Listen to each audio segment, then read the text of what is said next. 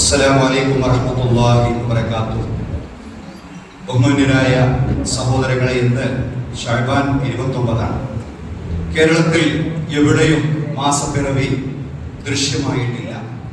അതുകൊണ്ട് നാളെ ശഅബാൻ 30 പൂർത്തീകരിച്ചുകൊണ്ട് മറ്റന്നാൾ വ്യാഴാഴ്ചയായിരിക്കും റമദാൻ 1 എന്ന് പ്രഖ്യാപിക്കുകയാണ്. മറ്റന്നാൾ വ്യാഴാഴ്ചയായിരിക്കും റമദാൻ 1.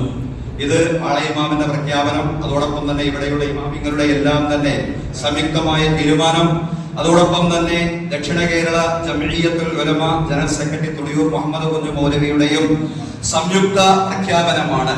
അതായത് നാളെ ശഅബാൻ 30 പൂർത്തീകരിച്ചുകൊണ്ട് മറ്റന്നാൾ വ്യാഴാഴ്ചയായിരിക്കും റമദാൻ 1. അല്ലാഹുമ്മ ബാരിക് ലനാ ഫീ ശഅബാൻ വബല്ലിഗ്നാ റമദാൻ. വആഖിറു ദഅവാനാ അനിൽ ഹംദുലില്ലാഹി റബ്ബിൽ ആലമീൻ. അസ്സലാമു അലൈക്കും വറഹ്മത്തുള്ളാഹി വബറകാതുഹു.